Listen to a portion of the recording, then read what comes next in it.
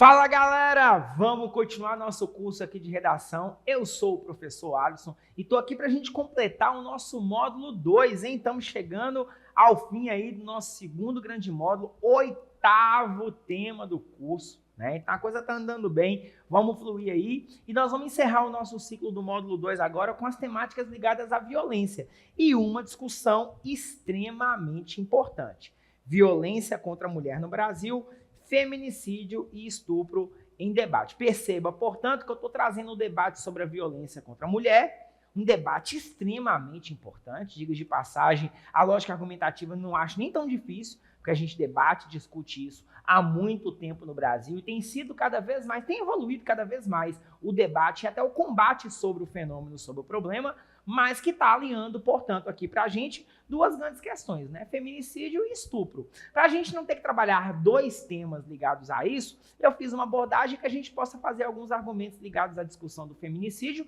e outros ligados à questão do estupro. Vai nos ajudar muito, tá? Isso vai permitir que a gente tenha dois fenômenos ligados à violência contra a mulher no Brasil debatidos aqui nessa proposta, e caso você enfrente uma temática que foque mais na discussão do feminicídio ou uma que foque mais na discussão sobre estupro, ela vai aparecer aqui nas 5 argumentações que a gente tem nessa aula. Vamos começar, tá? A primeira grande argumentação aí pra gente, galera, é as obras que existem hoje, os inúmeros estudos que existem hoje sobre gênero, sobre a questão ligada à violência contra as mulheres nos estudos de gênero no Brasil. Veja bem, eu não estou nem provocando aqui trazer um autor, uma autora, tá? Principalmente mulheres que têm estudado de fato e que têm trabalhado a temática, porque aqui eu quero que você traga como argumento os estudos de gênero. Veja bem, nossa argumentação são os estudos de gênero no Brasil. Minha proposição aqui é trazer para você uma análise sobre como esses estudos evoluíram nas últimas décadas e tem mostrado cada vez mais esse fenômeno da violência contra a mulher. E tem apresentado inúmeros trabalhos, inúmeros resultados que permitem até criar políticas públicas. Esses estudos de gênero são base, em certo sentido, a inúmeras políticas públicas que cresceram no Brasil e que ganharam força nas últimas décadas e que foram fundamentais. Está aqui na nossa frente, é só uma imagem para você entender que esse debate sobre a violência de gênero é um debate hoje no Brasil extremamente importante. Aí você fala, Alisson, beleza, então eu não vou concentrar numa autora, numa obra específica, não precisa. A minha intenção aqui com vocês é o seguinte, levantar a seguinte tese. Então vamos lá, anota aí, porque a tese agora você vai encontrar.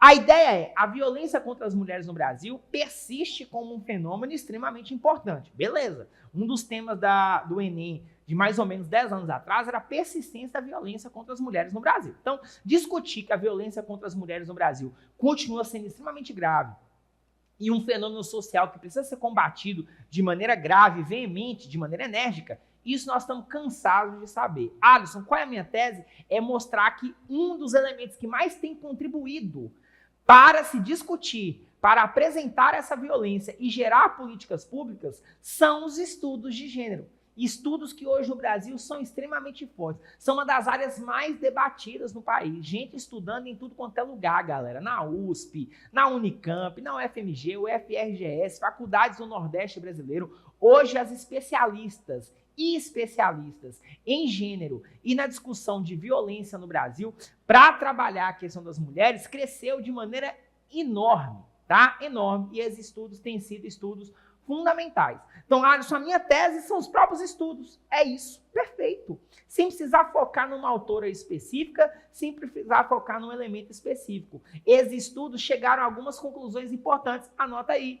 Que ainda estamos carecendo muito de um combate mais efetivo na demanda sobre a violência contra as mulheres. Isso é um fato. E todos eles têm revelado as inúmeras faces dessa violência. O quanto essa violência apresenta de inúmeras formas, tá? Daqui a pouco nós vamos falar da Lei Maria da Penha e eu vou acentuar um pouco mais essas formas de violência contra a mulher, que é muito importante que a gente tenha uma noção um pouco mais efetiva, tá bom? Então estão aí na nossa frente os estudos de gênero, essa violência e o quanto esses estudos hoje são fundamentais para revelar uma sociedade que permanece muito violenta contra a mulher, né? A condição da mulher hoje gera uma vulnerabilidade com relação à violência muito maior do que a do homem, é incomparável, todos nós sabemos isso. E segundo aspecto muito importante, que esses estudos também têm apresentado, eles têm sido bases muito importantes para políticas públicas. Leis que acabam acontecendo, projetos que acabam acontecendo, ações do Estado que acabam acontecendo, em grande parte porque esses estudos têm revelado as facetas, as características dessa violência contra a mulher. Vamos para o nosso segundo argumento, dados, tá bom? Que pode ajudar muito, todos nós sabemos muito bem o quanto esses dados são úteis para o processo argumentativo, o quanto eles podem contribuir no nosso processo de argumentação. E aqui eu estou tratando com vocês dados sobre feminicídio e estupro no Brasil. Dados realmente muito importantes, galera. Assim, o Brasil nos últimos 5 anos, esses dados aqui já falam de 3, mas nos últimos 5 anos, fica ali oscilando um pouquinho, né? Essa questão sobre um aumento ou uma diminuição, fica tendo uma variação, mas perceba que são números realmente assustadores, né? Assustadores mesmo. Em 2019, o Brasil registrou praticamente 30 mil casos de estupro, tá? É uma loucura. 30 mil casos de estupro. Se você for fazendo alguns cálculos aí, nós estamos falando ali por dia no Brasil de aproximadamente o quê? 100 casos, né? Por dia. Então, é uma loucura. E essa lógica de dados sobre estupro, ele também revela que muitas dessas coisas, a gente tem que lembrar sempre isso, que esses números para a gente são sempre números muito maquiados, né? Porque tem muitos dados que não chegam às autoridades, não chegam à delegacia da mulher e não viram estatística. Então, nós estamos falando aqui de dados registrados, tá? É uma coisa realmente assustadora. Em 2020, uma variação para baixo, né? Uma variação de 15,7% para baixo, chegando ali a aproximadamente 25 mil, mas em 2021 voltou a aumentar para quase 27 mil, já uma variação de 8,3% para cima, menos 15,7% e mais 8,3%. O que demonstra que o Brasil ainda não está conseguindo resolver uma problemática como essa, um fenômeno como esse, né? Em um país do tamanho do Brasil, se constitui entre as 10 maiores nações mais ricas do mundo, com maior riqueza do mundo, o Brasil não conseguir combater algo tão pernicioso, tão cruel e tão perverso como a violência contra a mulher, nesse caso aqui focado no estupro, que eu estou tentando focar, é realmente uma coisa assustadora. Esses dados, em grande parte, eles são recolhidos, se você der uma notadinha aí, são todos do Fórum Brasileiro de Segurança Pública, tá? Se você pesquisar na internet por Fórum Brasileiro de Segurança Pública, você vai encontrar inúmeros dados, tá? Não é apenas dados de violência contra a mulher.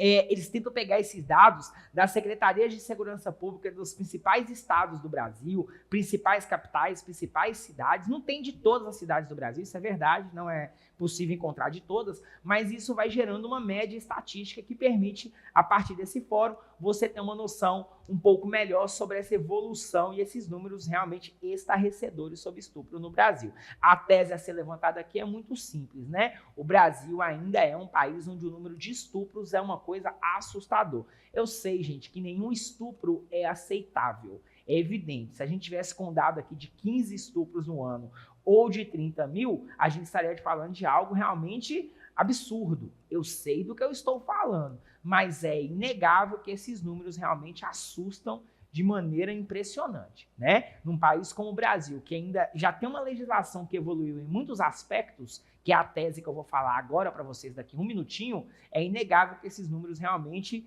em certo sentido, mostram que há muito a se caminhar. Tá? Então nós temos lá na primeira argumentação os estudos de gênero e temos aqui dados de estupro que podem nos ajudar pra caramba para começar a falar de leis, tá? A discussão legal, institucional, a existência de leis é uma das coisas que pode mais ajudar a gente a trabalhar a questão da violência contra a mulher. Porque, veja bem, vamos já desenvolver uma tese, tá, galera? A Lei Maria da Penha, que é que está aqui na nossa frente, ela é representativa de um processo de evolução. Isso é indiscutível, tá? A tese que você pode demonstrar é que essa violência persiste. Não obstante, o país está caminhando por uma evolução no combate a essa violência. Isso é indiscutível. Se os fenômenos institucionais e principalmente as estruturas repressivas no Brasil, policiais no Brasil, ainda não foram capazes de melhorar esses números, fazer com que essa evolução seja ainda maior, não dá para negar que as leis deram um contorno um pouco melhor, tá? E deram uma modernização legal nesse combate a problemas como a violência contra a mulher. Isso é indiscutível, tá? E a Lei Maria da Penha entra nisso, tá? Um exemplo disso é que quando a gente fala da Lei Maria da Penha, que já tem um tempo considerável no Brasil, a gente às vezes não conhece a estrutura legal de combate à violência contra a mulher. Tá? E ela é uma estrutura um pouquinho mais ampla, tá? Ela é uma estrutura que não passa apenas por aquela violência doméstica física, como se imagina. Quando a gente fala de violência contra a mulher, você já pensa na lógica da violência de um agressor fisicamente contra uma mulher agredida, tá? E aí você já imagina que esse é o único fenômeno que a Lei Maria da Penha lida, e não é verdade. Tá aqui na nossa frente alguns tipos de violência, todas previstas na Lei Maria da Penha, e que são hoje base fundamental. Isso aqui, galera, é um dos pontos, só voltar aqui um pouquinho, só para olhar no seu olho e falar uma coisa bacana. Isso aqui é um dos pontos que poderia aparecer numa temática de maneira específica e deixar um aluno ali, um candidato meio perdido. Porque poderia falar de um tipo de violência específica, por exemplo, que está aqui atrás, como a violência patrimonial, por exemplo, e eu estou falando com vocês aqui no início de 2024, e nós estamos com um caso aí nacional conhecidíssimo sobre violência patrimonial com a Ana Hickman.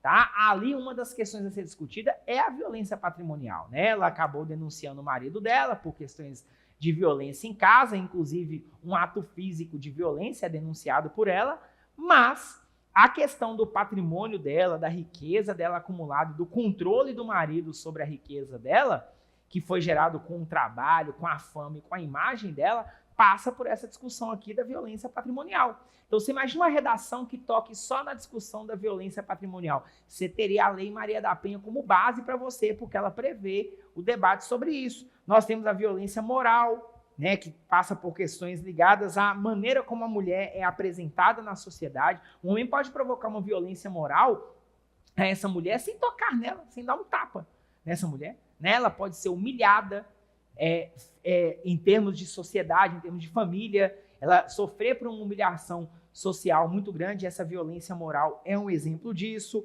A violência, obviamente, sexual, e aí nós estamos falando da questão do estupro como um exemplo que eu acabei de tratar. Então está previsto aqui essa violência sexual. Não é que o marido, por exemplo, por ele estar casado com uma mulher, que ele não possa cometer uma violência sexual contra ela, não. Um esposo, ele pode estuprar uma esposa, né? Nós estamos falando de um tipo de violência doméstica que pode acontecer, como o estupro, né? Porque a lógica do consentimento é decisiva dentro dessa relação consensual que se estabelece numa relação sexual. E ela pode se apresentar como uma violência, e é uma questão prevista na Maria da Penha, tá? A violência psicológica, por óbvio, né? E essa violência psicológica, ela pode acontecer cotidianamente, né? Uma mulher que ela é muito submetida aos desejos do marido, ela fisicamente ela pode sofrer uma violência, mas ela pode também sofrer uma violência todos os dias, né? Pela maneira como ele lida com ela, a maneira como ela é colocada dentro de casa, com uma mulher que tem que cuidar de tudo. Então, às vezes, essa mulher ela é psicologicamente tão maltratada, ela é colocada numa condição